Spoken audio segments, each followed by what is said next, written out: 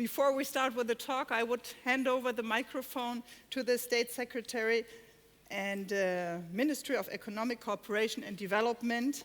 Please, an applause for Hans-Jürgen Beerfeltz.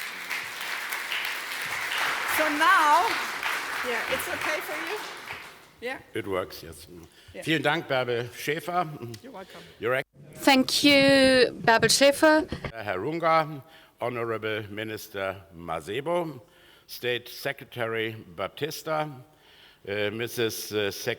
Sekurani from Botswana Tourism Organization, dear Deputy Secretary General Caholo from SADC, and State Secretary Margaret Sangavre.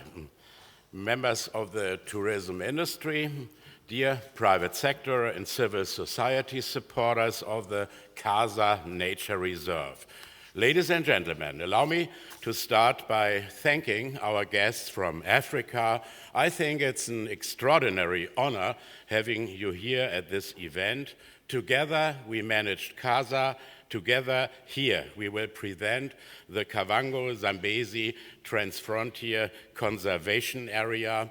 Conservation, not conversation, Bärbel Schäfer, area known as KAZA for short. My sincere thanks also go to the ITB Berlin Convention for organizing this event in collaboration with the KfW Development Bank and my federal ministry. Last but not least, I should like to thank Bärbel Schäfer for her very warm words of welcome. Let me emphasize how very pleased I am that you have shown such interest in the KAZA Nature Reserve by coming here today. It is a common success, an overwhelming success in my mind, what 5 major countries did in Southern Africa, what WWF did, and what we all did, all together with some contribution by the BMZ. The Federal Ministry for Economic Cooperation and Development is engaged all around the world in helping countries or regions to develop their tourist industries in a sustainable manner.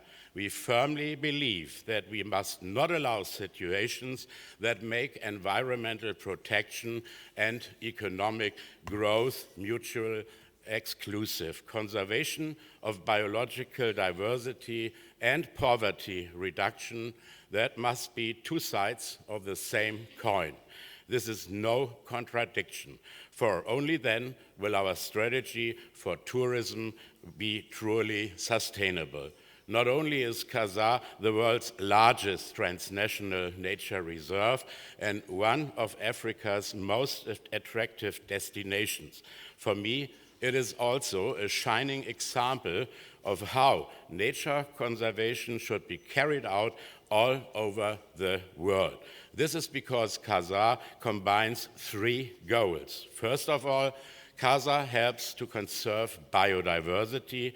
It manages to do this on a sustainable basis by operating across national borders because neither vegetation nor wildlife respect such boundaries.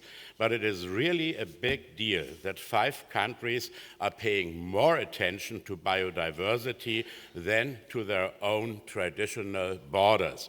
Only by protecting natural habitats we can ensure that nature remains unspoiled. In the case of KAZA, the countries involved have succeeded in doing this. Secondly, KAZA is creating income and development opportunities for the local communities. Tourists visit the area because of its superb, unspoiled natural environment. Good quality, sustainable tourism creates good quality and sustainable jobs. These in turn generate income for local communities. These local communities can then put money into their own development, and that is fundamental for a working local self-government. Thirdly, KAZA is a shining example of successful regional cooperation. 5 countries are working together closely to make this happen, namely Namibia, Botswana, Zambia, Angola, and Zimbabwe. In addition, the Southern African Development Community, SADC, is also involved. That is why the treaty signed in August 2011 is really a true milestone. I should like to congratulate you, honorable ministers, on this splendid achievement. By working together, by your cooperation, you are boosting mutual trust, stability, and peace in the region. And at the same time, the countries in whose territories the KAZA Nature Reserve lies are working with partner states such as the Federal Republic of Germany. And in addition, the KAZA countries have taken on board partners from the civil society, such as the Peace Parks Foundation and the Worldwide Fund for Nature. I am particularly pleased about the latter organization being involved because I myself have been a member of WWF for roughly around 30 years now. Furthermore, the private sector is also involved, for example, through Futuris. That is an initiative for sustainable tourism set up by major tour operators based in Germany and in Europe.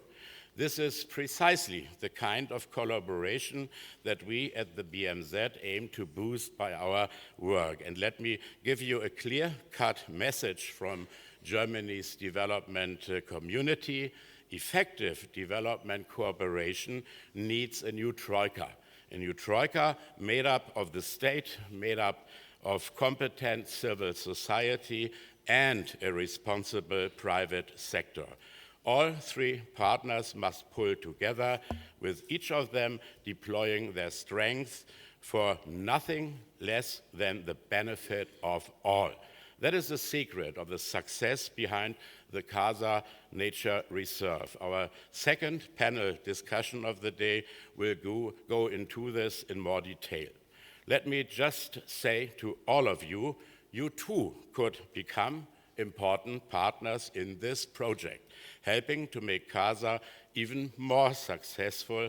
And let me mention 4 brief points for this. Firstly, KAZA needs private sector partners who are willing to invest in sustainable tourism. Secondly, KAZA needs tour operators who are willing to take people living here to this unique travel destination. Thirdly, KAZA needs the media to report on the spectacular beauty of its landscape.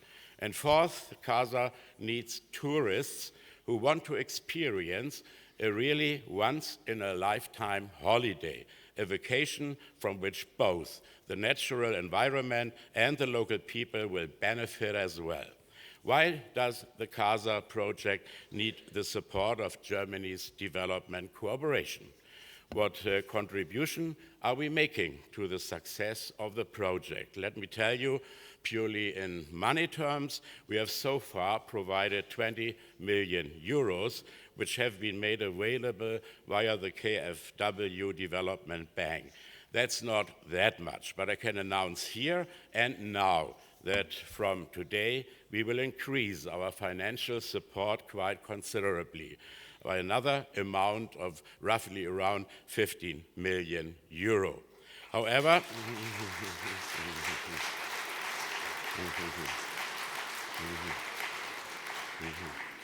okay, it's a sounding amount.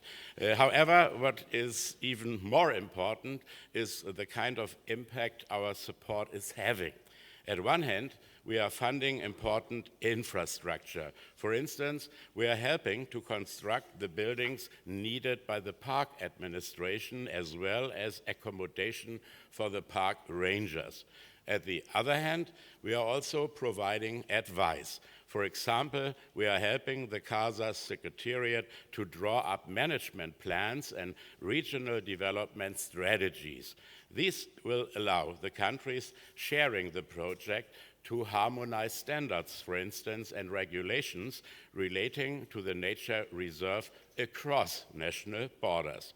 This may sound like quite an abstract achievement, but it is one that will have very sounding effects. For instance, national strategies to prevent animal diseases currently allow fencing to be erected to keep such diseases from spreading. However, the fences jeopardize the natural migratory patterns of wildlife and often lead to overpopulation. The way we are solving this is by harmonizing the veterinary regulations of the 5 countries involved.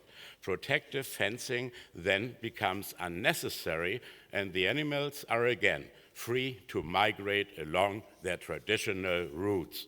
We also want to get rid of barriers faced by visiting tourists. That is why we are supporting the countries involved in KAZA in their efforts to make it easier for tourists to cross national borders within the nature reserve. Last but not least, we of course want to make the KAZA Nature Reserve better known in Europe and to gain new partners for this project. I hope that we are succeeding in this here today. Ladies and gentlemen, last year I visited the KAZA Nature Reserve myself, and I was really thrilled by what I saw, thrilled by the beauty of the unspoiled landscape, thrilled by the wildlife, and thrilled by the people I met there. The people there welcome tourists with great hospitality and professionalism, offering their guests adventure when following the wildlife and relaxation back at the wonderful lodges. I urge you to go and see the beauty of the KAZA Nature Reserve for yourselves. You will be thrilled as well. The Nature Reserve is an undertaking that benefits everyone: the local people, the national environment, the climate protection, the wildlife, the tour operators, and I promise you yourselves as visitors. Turning visions into reality is what we aim to do in our development cooperation work. A Japanese proverb says, "Vision without action is a daydream. Action without a vision is a nightmare." And we do not want to dream, we want to act. We want to act on a better future, and that is why we consider ourselves future makers. That's our annual slogan in Germany's development cooperation, and I call on you to share this vision with us. Join us by becoming future makers. Let us build the future together. Thanks for your attention.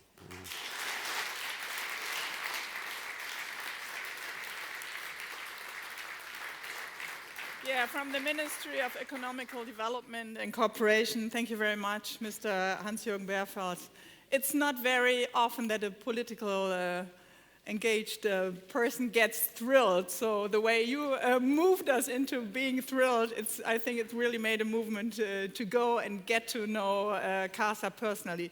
So time is running by. We should be done by 2 o'clock with this talking round. I think we just grab the little break we have of 50 minutes, so we'll be done by shortly after 2. And please give a warm welcome on stage to Mr. Paulino Baptista, State Secretary of Tourism from Angola. And a warm welcome. Don't be shy. Come up here. To Mrs. Myra Sekogoane from Botswana. Hi. Please have a seat on this side. Yeah. Chief Executive Officer, Tourism and Organization. Nice to have you here, Myra. Maybe you take a seat here. And I'm not sure if Mr. Herunga is here because we weren't sure from Namibia. Oh, you were the guy coming in late. Hi, good to have you here. But I noticed you need a microphone. You need a microphone, so I will get the colleagues. You just have a seat. Here we go. You have a free choice, maybe over there. Good to have you here. Sylvia Masebo is here from Zambia, State Minister of Tourism and Arts. Hello, Mrs. Masebo. Maybe you have a seat here on this side. So Margaret Mukahahana is here. We have met already. State Secretary of Ministry, please give a warm welcome to her from Zimbabwe. Like to sit here. Ministry of Hospitality, Tourism, Industry. And we have one more free chair, and that's waiting for Mr. Samuel Caholo from SADC, Deputy Executive Secretary of SADC, South African Development Community. Yeah, please, dear photographers, let my guests pass. Hello. Here. Hello, nice to have you here. So you all have microphones on, and maybe we start with Mrs. Mukahane, because you are going to be with Zimbabwe in charge for the next 2 years to make KAZA a magnetic spot on the tourist map. How do you intend to do this? Thank you very much, and good afternoon, ladies and gentlemen. Let me begin by thanking the Federal Ministry of Economic Cooperation and Development of Germany for organizing this very important event. And the Honorable Minister has already put KAZA on the global map. He has already marketed it. I don't know what else is there to say. But what I'll say is that coming from the Ministry of Tourism and Hospitality Industry, which is a key player in the KAZA, as one of the key objectives of the KAZA Transfrontier Conservation Area, is to promote tourism and also to enhance the quality of life of communities within that. So tourism is a key player. This is why I'm here representing the Ministry of Tourism and Hospitality Industry. In KAZA, Zimbabwe is going to be taking over coordination of the KAZA from our colleagues from Zambia. We have done a sterling job in the past 2 years. They have managed to ensure that they finalize the KAZA TFCA financial sustainability study and the harmonization of policies on natural resources during their 2-year tenure. And this is commendable. And as Zimbabwe, our aim is to facilitate the development of a KAZA visa. As the Honorable Minister said, we want to facilitate the movement of tourists within the KAZA area. So this is a very important point for the KAZA project in future. It's very critical, because if tourists cannot move freely, then we can't say we have one Transfrontier Park. So tourists have to move freely. So we are looking at a KAZA visa, and this is one issue that Zimbabwe would really want to take up during its 2-year tenure, and make sure that by the end of our tenure in 2 years, there is a KAZA visa, and tourists can be able to move freely within the KAZA area. And also would like to say that the Victoria Falls, which we share with our neighbors, is one of the nerve centers for the KAZA TFCA. In the upcoming WTO General Assembly, which we are going to co-host with our neighbors in Zambia, will be an opportunity, will present an opportunity for KAZA or KAZA countries to showcase and to promote the KAZA Transfrontier, so that we can attract more investment in the area, and we can also attract more tourists in the area. I think the Minister has also done a good job for us already. And also Zimbabwe intends to assist to KAZA to facilitate, to participate in key events, tourism events like this one, the ITB in Asia, like the WTO in London, and also during the UNWTO General Assembly, there's a plan to have a technical event which KAZA is going to host, so that they can also showcase what KAZA is doing in terms of tourism promotion and also tourism investment. And also on the issue of the question why tourists should actually come to Zimbabwe. Yeah, we'll talk about that later, okay. Because now I wanted to answer, and you have a lot of plans within the first 2 years. I maybe like to hop a little bit in between our guests. About that question, I will come back to you later. Dear Myra, you told me that I'm allowed to call you Myra. The story of Botswana, it's a really tourism success story. I think more than 1.5 million visitors are coming, and a tourist is not a, how would you call it, a reliable point in industry, in tourism industry. What are your plans to keep it alive? Thank you for the question. I think within the context of KAZA, yes, the one tourist destination in Botswana within that area, the Chobe National Park, is well renowned, but we're very sensitive to the fact that the biodiversity that we have within Botswana is not independent in terms of its existence, in terms of its future, without recognizing the wider feed that actually sustains it.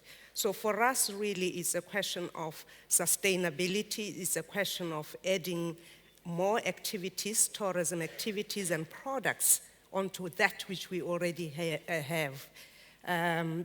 You've just said, you know, tourism is a trend, and we don't believe that our comparative advantage of yesterday is a guaranteed comparative advantage of tomorrow. Why are you involved in KAZA? We're involved because we cannot divorce our area from its dependence in terms of source ecosystems, in terms of the biodiversity, which really the source is Angola through Namibia, Zambia, Zimbabwe, Botswana. It's a whole system. No man is an island. We cannot afford to say this is what we have, and we'll protect that and ignore the other very important contributory areas to the richness that we have. So it is a wholesome area, and our tourism policy is very much based on sustainability. And for us, we recognize the sustainability as involving everything and all the neighbors that actually contribute to that which we have. So it's a project for involving all the neighbors, for a cooperation on that point. But on the other hand, Botswana is very well known for a social integration in the villages. I know that's one of your major subjects you are focused on. What do you think would happen without? I beg your pardon? What do I think would happen without? Yeah, without. Because you're doing it. If you wouldn't do it, what would happen? Communities are a very important integral part of tourism. We recognize the fact that tourism often encroaches into where settlements and where people live. And for us to conserve holistically our natural heritage, if we do not, we've long recognized the fact that if communities are left out, then you don't have a wholesome and holistic mission towards either preserving or protecting. But from an economic perspective as well, it makes a lot of sense for the communities to have a say in one way or the other, to have a meaningful participation in the tourism industry as it affects them, as it encroaches into their areas in particular. Mr. Baptista, maybe you could let us know why Angola is involved in the KAZA project. Bem, precisamos de situar o seguinte. Angola conseguiu. Yes, well, we have to start with the following. In 2002, Angola became, the peace was established in Angola, and we developed a tourism plan where the main guidelines were enshrined for tourism, and among others, also the development of a tourism pole in this framework.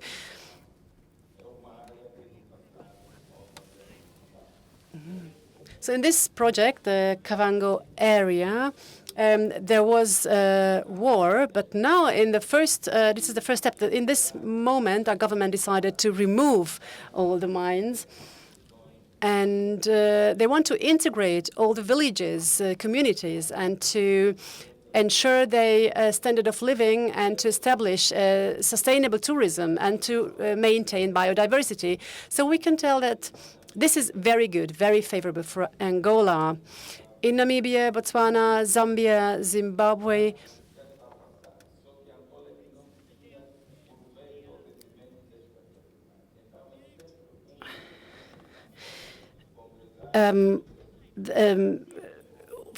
documentaries of wildlife has become very popular, and Angola is going to participate in this. Part in tourism industry, and these efforts are like education, the professionals, building up a structure for streets, for hotels, for demining, developing all the infrastructure that's needed for tourism industry. Do you feel that these efforts will be crowned by a transboundary success? Sim, sim, vai chegar porque Yes, I believe so.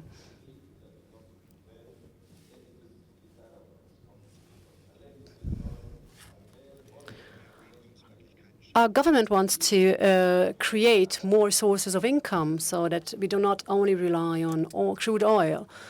And now in Angola, we also receive cruising ships and tourists, and we would like to further develop this economic basis in this Kavango Zambezi project. And now we've already achieved that the railway line will be, or the railway infrastructure will be finished. Communication among the neighbors. What kind of collaboration with the neighbor states is important for you at the state you're right now within your tourism industry? What would be neighbor states for your country?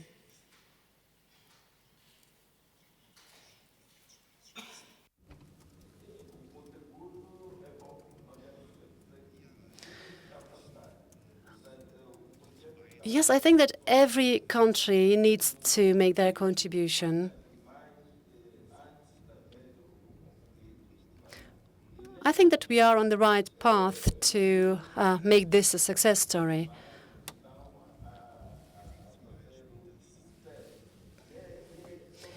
For instance, we can see that wild animals are changing their tracks, and of course they do not respect any borders.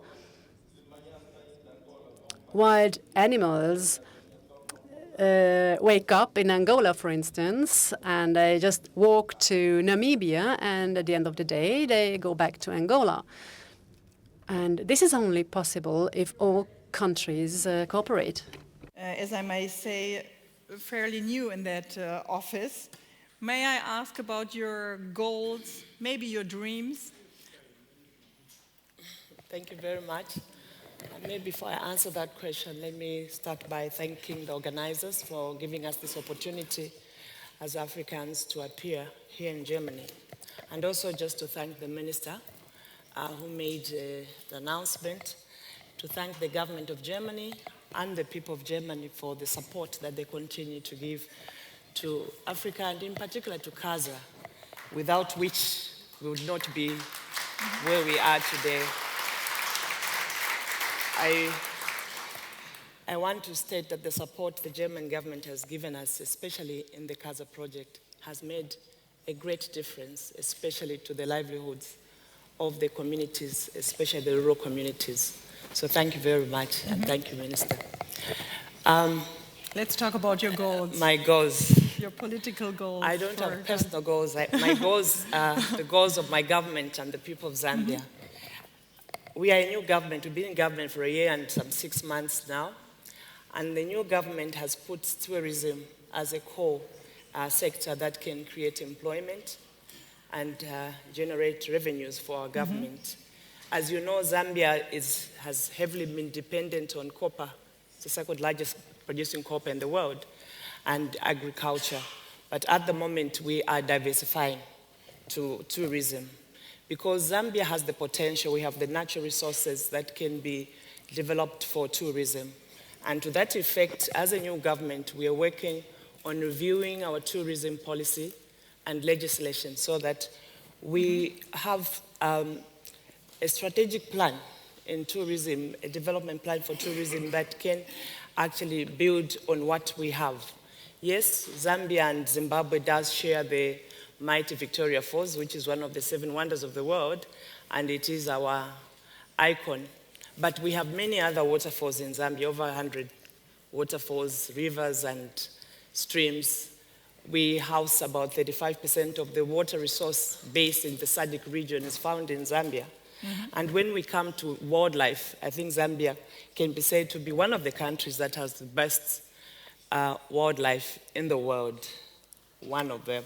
And because our tourism has heavily been dependent on wildlife, we are also diversifying in terms of our products. And to that effect, this is why we're coming up with the new policy, and we are working with the UNWTO to help us come up with best practices in sustainable tourism. So our vision is indeed to make tourism, to make Zambia as the best destination, to use tourism for income generating activities for our communities, and to make it as one of the best sectors for our economic growth. Yeah, so you have already, as you mentioned, you have already tourist magnets within your country. You have the Livington National Park, the Victoria Falls you've mentioned, you have Mosi-oa-Tunya National Park. These are well known already to tourists, I think, and it's within the KAZA area, but there are, if the tourism numbers will keep up, there are still like different parts in Zambia, as in Ngonga Falls or Siomangwezi, that are still largely undeveloped. So part of the plan is as well to develop these undeveloped areas? Yes, as you know that the Siomangwezi and the Ngwenya Falls are part of the KAZA conservation area. They form part of the KAZA conservation area. And we have, as a government, we are putting up infrastructure in terms of the road, network, in terms of electrifying the rural areas and other important infrastructure that can support tourism. And with the support of the German government, we have put up also some infrastructure development, like we have our agency office block that has been constructed within the park and outside the park. And we have been supported in terms of housing for our officers who are on the ground, and in terms of equipment, vehicles, and just recently we had somebody through the peace parks who helped us with an aircraft to use for anti-poaching activities, monitoring within the Siomangwezi National Park. We are also doing restocking so that we can have more animal stock for tourism purposes. And we are also getting the communities as an important factor to conservation, because we believe as a country that there can be no conservation without the communities. And when we talk about the communities, we also talk about the participation of the women in the rural areas, the participation of the youths, and the differently abled persons. We think it is important to get on board our traditional authorities, our traditional leaders, who are the custodians of most of the traditional land. They are all involved in that development. Yes. And as a country, we believe that as government, we cannot develop this alone. We call upon the international community, especially the private sector, to work with us in terms of conservation and tourism development. Can we just shortly speak about we had the visa dream for KAZA, because a few weeks ago, my friend's daughter was visiting Katima in the Caprivi Strip by Namibia and had the choice to travel further either through Livingstone in Zambia or to Kasane in Botswana. And ultimately, she's chosen Kasane to avoid the fee.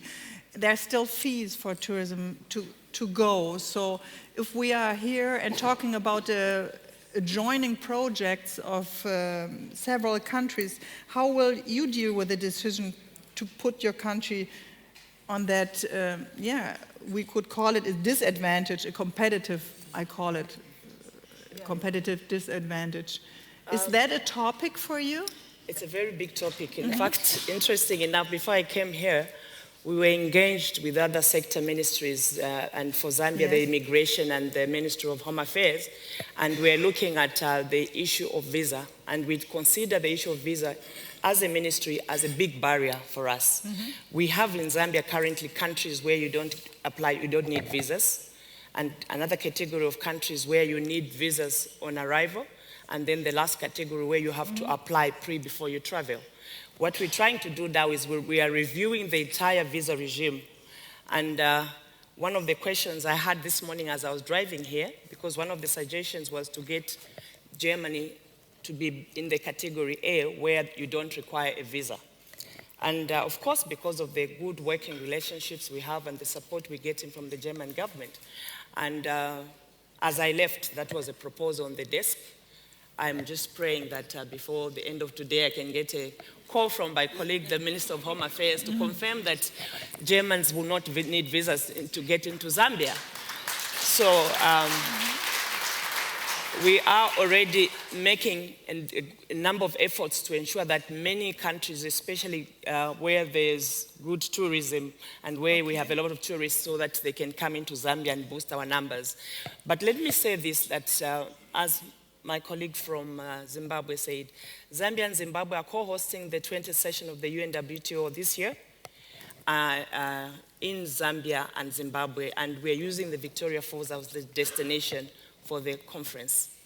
And one of the things we have done, which KAZA is already doing, working with the SADC Secretariat, to come and have a common uni-visa so that, people can move within those countries, like what you talked about. Somebody's in Kasane, Botswana, can come to Victoria Falls, Zambia, go to Zimbabwe, and so on and so forth. The good news is Zambia and Zimbabwe have already agreed that for the UNWTO, which is coming, we are going to be, in fact, we'll have no visa between the two countries, meaning that the delegates, the visitors that will be visiting between Zambia and Zimbabwe will not need any visas. And the hope is that that will be used as a project, as an example, which could then be, lessons could be learned for the KAZA visa. So yes, we are starting that this year between Zambia and Zimbabwe. And yes, the KAZA project intends to work on that, and using that as a basis, we hope that before the end of the year, as my colleague says, before the end of the term of Zimbabwe in the chair, we may have a visa, a no visa between the KAZA country. And I'm also aware that even under SADC, there are efforts. So yes, there are great efforts, and we are making progress in that regard. Thank you. Mr. Herunga, we are glad to have you here on stage. Time is running by, so I don't want to rush you, but I know you're a fast speaker. And we will speak about the success in Namibia, seen as a pioneer in involving the local population.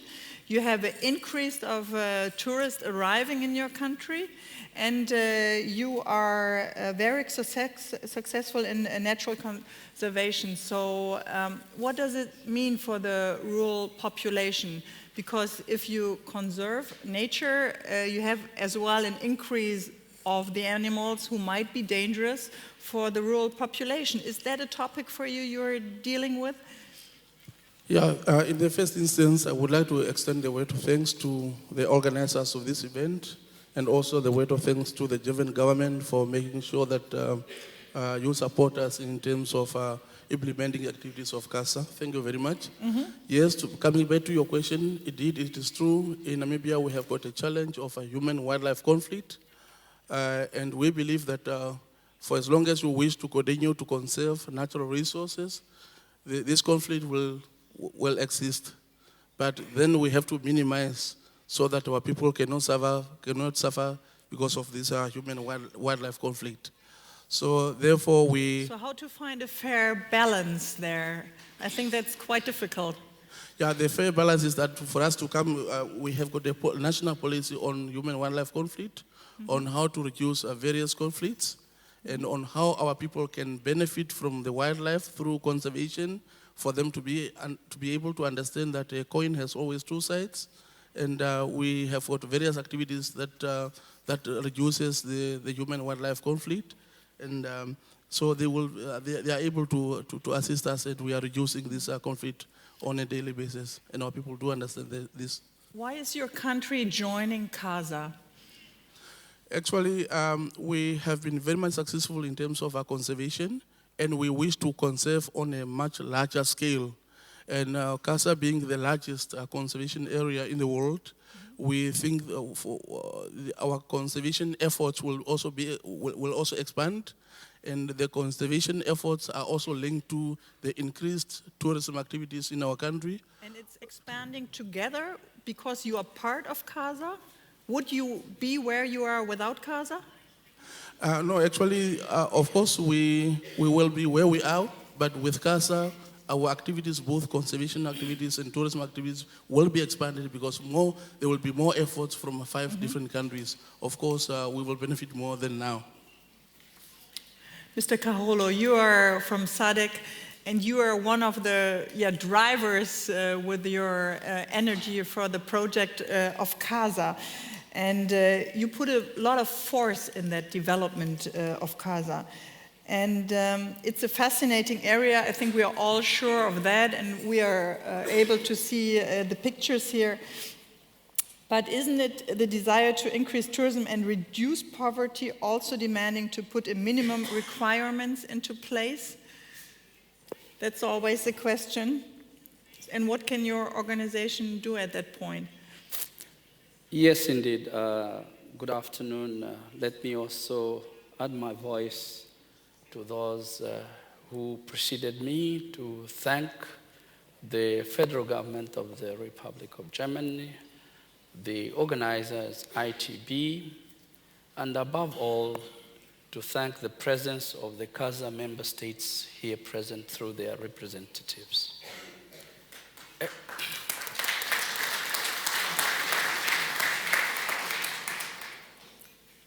As an organization, the KAZA project is part and parcel of a larger framework of bringing to Southern Africa a program that looks at joint management of shared resources. KAZA is one of the largest ecosystems, as it has been largely stated here. And as SADC, we conceive it as a flagship project in order to transform our vision enshrined in the treaty establishing SADC, the protocol on shared water courses, the protocol on joint management of natural resources, and many other supporting political instruments into reality. It is also a process that will allow us to bring the message of regional integration from mere administrative and political statements to the community-based programs of sustainable development.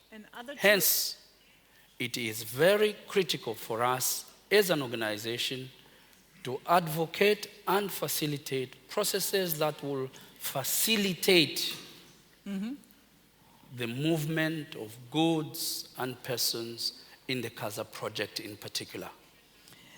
Other tourism areas are competitive and rising too. So what makes this area so special in your eyes? Well, the magnitude of the ecosystem itself. It is the only transfrontier conservation area that brings together 5 countries. It has a geographical extension of around 445,000 square kilometers with an innumerable diverse of animal life, water resources, cultures, peoples. Hence, that in itself is not found elsewhere in Southern Africa.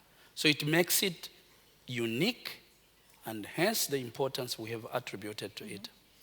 And I know that you're trying to reach a lot of goals, as you mentioned, in infrastructure, in hospitality, in training, all the personnel. All of your countries take a lot of efforts in that.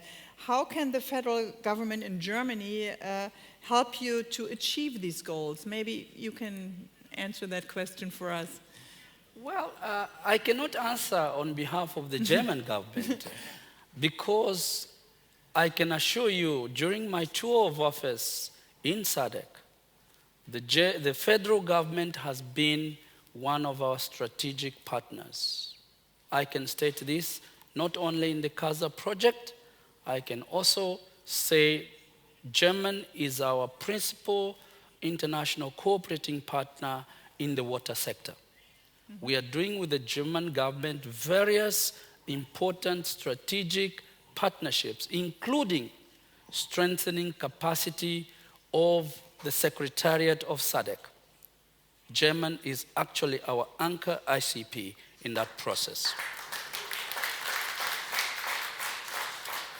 Thank you very much, Mr. Caholo. I know time is running by, but I want to keep my promise and answer you just as a last question for your country, why we should travel, especially Mrs. Mukahana, to your country. Well, in the context of KAZA, obviously, the idea is collaboration more than competition. We are looking at KAZA as one destination, but obviously it is a number of corners. If you find yourself in the Zimbabwean corner of KAZA, you will be delighted to see one of the 7 wonders of the world, which is the Victoria Falls. Also, you'll find that the largest head of elephant population is found in the western Zimbabwe, western Botswana and northern Zimbabwe, if you want to see the head. But Zimbabwe is also unique in the sense that it has a very unique cultural heritage. It is a unique people, very nice people, very welcoming population. So there's so much to see in Zimbabwe. And as I said, also the Victoria Falls, which we share with our neighbors, is sort of the nerve center. Transportation into, there's an international airport on the Victoria Falls side, where a number of aircrafts, they land in directly they fly directly into Victoria Falls. Even the road network into Zimbabwe is also very good. So there's every reason for someone who visits KAZA to find themselves in the Zimbabwean corner of that big Transfrontier park. Thank you very much, Mrs. Mukahane. Thanking all of you here on stage. That was very interesting, and maybe the idea of KAZA, the idea of peace and reaching together economical goals, as you said, cooperation is always the right way to go, can be an idea even for other regions in Africa. So thank you very much to be part of this African Forum at the ITB in Berlin. And yeah, this is your applause. And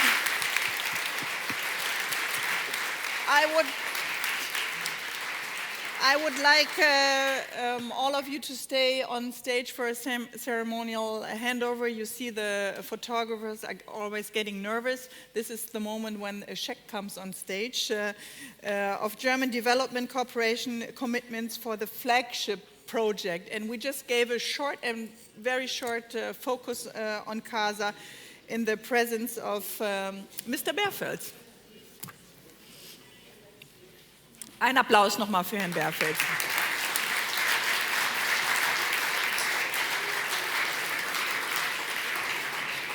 So maybe just go ahead. Maybe we move a little bit closer together. Yeah.